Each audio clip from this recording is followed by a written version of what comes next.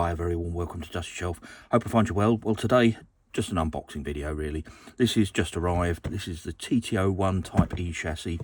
We bought this, my son's actually bought this to race, because he's joined a radio control car club. So this one is actually going to be raced. Item number 47372. And let's just have a quick look around the box. So it does actually say here, this car can be used in Tamiya official races.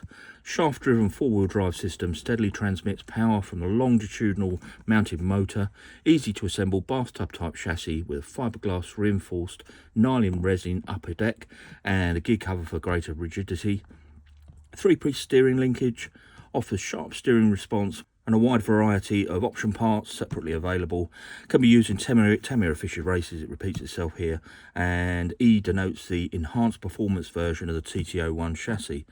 So just here we can see we've got the urethane foam bumper, double wishbone on the front here, bathtub chassis as you can see.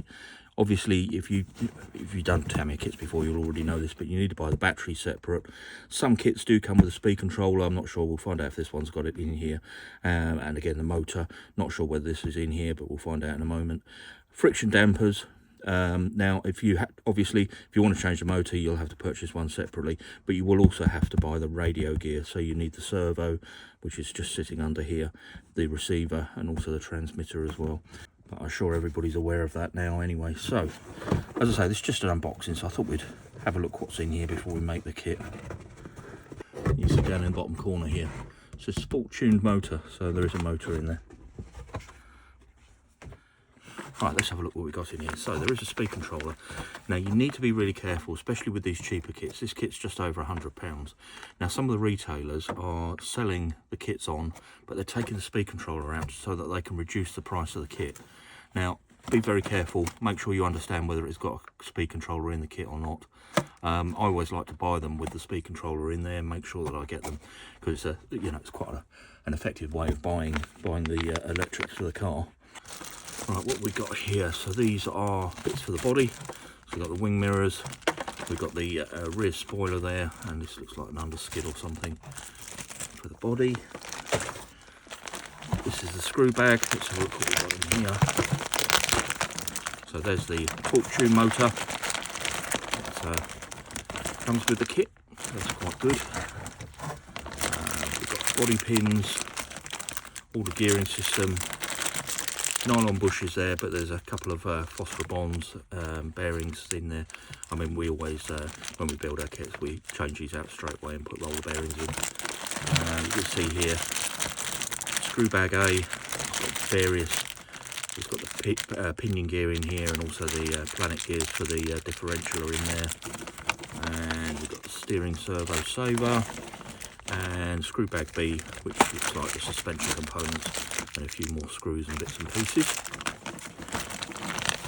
And then over this side, there's screw bag C, again more hardware, and your box spanners in there. Okay. Got the body here, so yeah, it doesn't look too bad. Same complaint though that I had with one of the other kits I did recently. You can see the line across the bonnet. I don't know if that's coming out, but just running through here, obviously where you've got undercuts in the tooling, just here you've got like a slider that would have to, or a collapsible core in the tool, and this will be the joint line between the two sides of the tool. The same on the rear of the car, which is a shame really. I mean, it doesn't really show when the bodies are painted, but there's got to be a better way of doing the tooling to try and avoid this line that runs across these bodies. But the body itself looks really good. I like the way as I say, with the undercuts, with the grill in here, and obviously the area here for the intercooler. Yeah, very nice. And the back of the car looks pretty good. Right, what we got here? This is the upper mounting for the motor and the gearbox. And we've got the little cross heads that form for the wheels. We've got the front uprights on there as well. The bathtub chassis, yeah, very stiff. And torsion, that's gonna run very nicely. Then we got to the drive system, so we got the plastic drive shaft that runs down the middle, and then all the cups and dog bones that form the drive systems to the different wheels. Obviously 4-wheel drive, this one. Now these, they've got awful play in them. I mean, it's the first thing you upgrade. I don't know whether in terms of racing these, whether you have to stick with the, you know, the hardware that it comes with, or whether you can update this, but certainly just updating the prop shaft in the middle makes such a difference, in my experience anyway. We've got the polyurethane bumper there. There's another sprue here. We've got bits for, I'm guessing these are bits that go onto the chassis, stiffen up the chassis, and then there's sets of wishbones in here, front and rear, I'm guessing. Just having another look, yeah, so front and rear. And then this one at the end here. And then this one here, we've got the battery stay, we've got the top that goes across the chassis. I'm guessing this is that material that I said a minute ago. Yeah, the glass-filled PA. And yeah, you've got the top of the motor there and the top of the gearbox as well. Nice set of moulded wheels there in gold. Probably could do with a spray.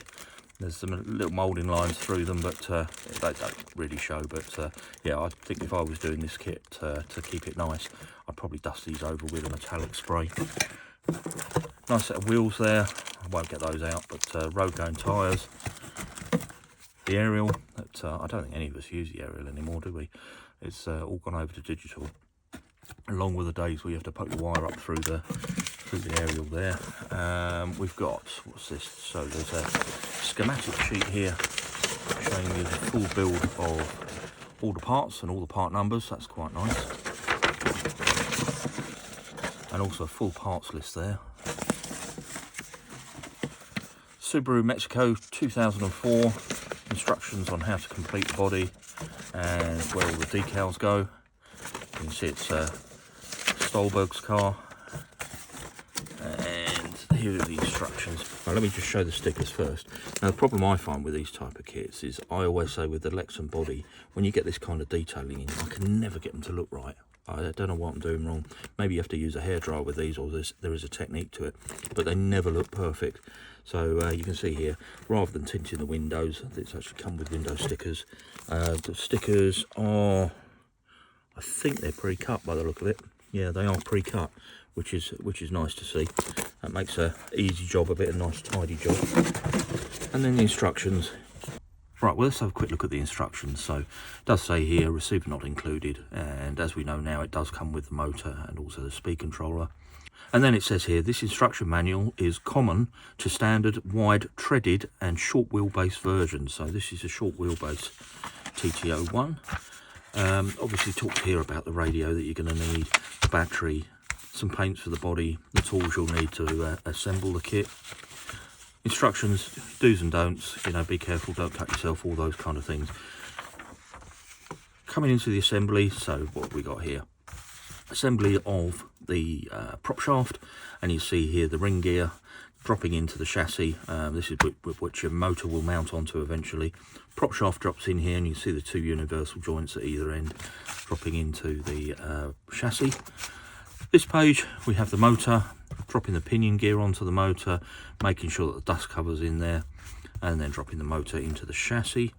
We've got assembly of the rear differential, you can see that down the bottom here, and then on the next page the differential drops into the chassis, and we put on the rear swing arms, or the rear wishbones.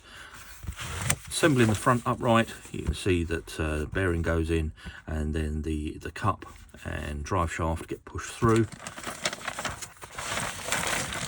Let me just move some of these things out of the way. I'll get them dragging things across as I'm moving the book. Assembling the skid plate onto the rear of the car. Got body mounts to go on, and the final sort of assembly of the uprights with the drive shafts into the gearbox. So that's the rear of the car complete. We're now repeating the same for the front. So front wishbone arms, get their ball joints put in.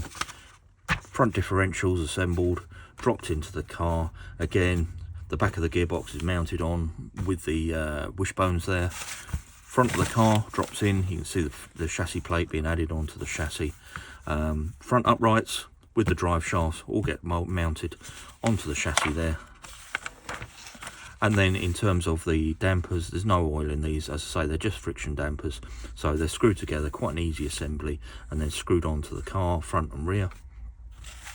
Steering assembly, there's just these couple of bits here which are the link arms, and they drop into the front of the car, as you can see.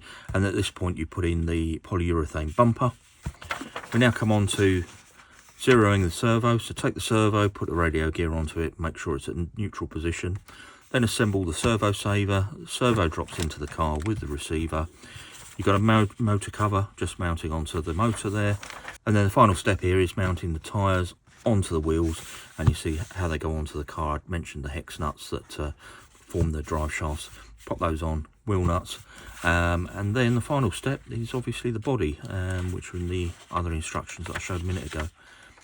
And over this page, now I flashed past this earlier when I was rabbiting on, just very quickly showing the schematic, but obviously on here there's also the option parts all listed down the bottom here. You can see how many option parts there are for this chassis. Absolutely huge amount of them, and the schematic here showing where all the parts would be fitted, and yeah, which parts are in the kit and which parts you can upgrade. And at the back of the book here, if you're looking for parts when you build the kit, all of the sprues are laid out in schematics. So when you're looking for a part on the B sprue, you can see how the sprue looks and find the part quite quickly. And then the same with the screw bags. If you're looking for a particular screw, you can go straight to the screw bag, find out where it is. So as I say, this is just one of those kits that we're about to build, so I thought I'd do an unboxing. Nothing particularly special, nothing particularly prepared. I hope it was of interest, and you know, if you are getting into racing, these are ideal starter kits. So just to have a look inside the kit, I think is good, and it gives you an idea of what you actually get for your sort of, I think this was about 108 quid, it wasn't particularly expensive. Anyway, I'm going to leave that one there. If the video's been of any use, then please do give it a thumbs up, and why not check out the channel? There's lots of things on there, and if you can subscribe, you'd be doing me a really big favour. And with that, I'm going to leave this one there and just say thank you ever so much for watching, and I'll catch you on the next one.